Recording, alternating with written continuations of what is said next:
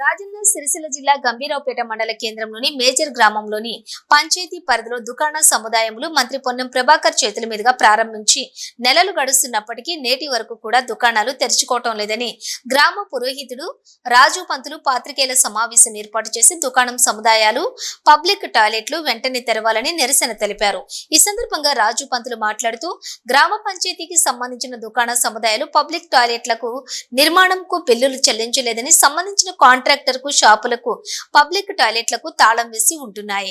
4 దుకాణాలకు వేలంపాటలో తీసుకున్న 30,000 కట్టి వ్యాపారస్తులు తీసుకున్నారు। ఇటు దుకాణాలు వ్యాపారస్తులకు అప్పజెప్పక తిరిగి డబ్బులు ఇవ్వక వ్యాపారస్తులను ఇబ్బందులకు గురి చేసినటువంటి అధికారులు వెంటనే స్పందించి వ్యాపారస్తులకు డబ్బు తిరిగి ఇవ్వాలి। కాంట్రాక్టర్ మాట్లాడి అతనికి డబ్బులు అందించి వ్యాపారస్తులకు దుకాణాలను అప్పజెప్పాలని కోరారు। వెంటనే దీనిపై జిల్లా కలెక్టర్ స్పందించి డబ్బులిచ్చే పరిష్కారం చేయాలని వ్యాపారస్తులకు న్యాయం చేయాలి అని డిమాండ్ చేశారు। ఈ కార్యక్రమంలో గ్రామ రైతులు రాజు పంతులు దుకాణ సముదాయాల వ్యాపారస్తులు తదితరులు పాల్గొన్నారు।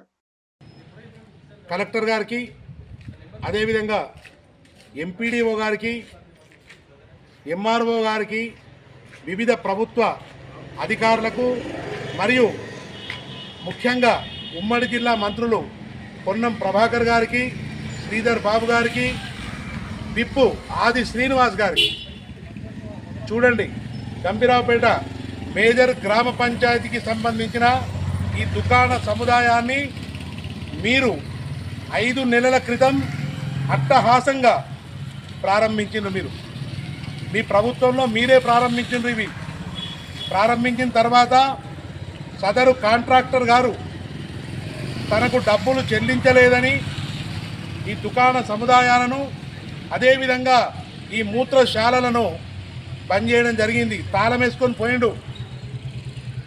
తాళం వేసుకొని పోయిన తర్వాత ఎన్నోసార్లు ఈ దుకాణాలు తీసుకున్నారు। పాపం ఎవరు చాలా కష్టపడ్డ వాళ్ళు శ్రమజీవులు అయ్యో మాకు దుకాణం ఉంటే మేము బాగుపడతాం, మా జీవితాలు బాగుపడతాయని చెప్పి 30,000 40,000 ప్రతి షటర్కు పైసలు ఇచ్చి దుకాణం వేలం ద్వారా తీసుకోవడం జరిగింది।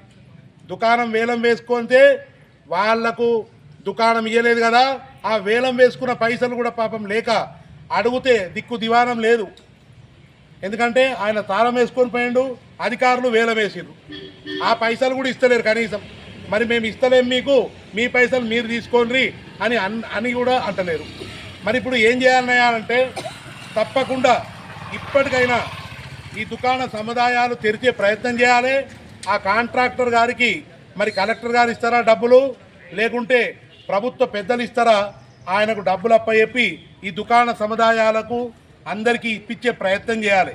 పోని అది కాకపోని కనీసం ఈ మూత్రశాలలు ఏం చేసినాయండి, మండల కేంద్రం నుంచి సుదూర ప్రాంతం నుంచి ఎంతోమంది ఆడవాళ్ళు మగవాళ్ళు వస్తారు, వాళ్ళకు బాత్రూమ్కు కష్టమవుతుంది ఆడవాళ్ళు। ఈ కాంట్రాక్టరు సర్పంచ్ కూడా పోలమతికి సర్పంచ్, ఆయన ఒక ప్రజాప్రతినిధి అనేవాడు ఎట్లా ఉండాలి, లాభాపేక్ష ఉండొద్దు, ప్రజల కోసం కొంచెమన్నా కించిత్తు అభిమానం గౌరవం ఉండాలి। గౌరవం లేకపోగా ఈ మూత్రశాలలు కూడా బంద్ చేసిండంటే ఆయన ప్రజాప్రతినిధా మరి లేకుంటే డబ్బుల కోసం పనిచేసే వ్యక్త అర్థం కావడం లేదు। దయచేసి కాంట్రాక్టర్ గారు మీ మీద నాకు ఎటువంటి అసూయ కానీ ఈర్ష కానీ లేదు, నువ్వు ఒక ప్రతినిధివి, ప్రజాప్రతినిధివి, ఇప్పటికైనా మానవత్వంతో ఈ మహిళలకు ఎంత కష్టమవుతుందో అడగండి, ఎంతోమంది కష్టపడుతున్నారు ఈడ। కాబట్టి ఈ మూత్రశాలలు తెరవాలి। ఈ 2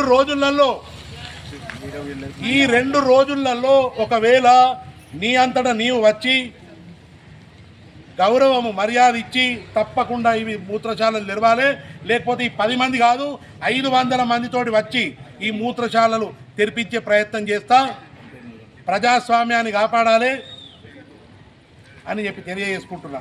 ఒకసారి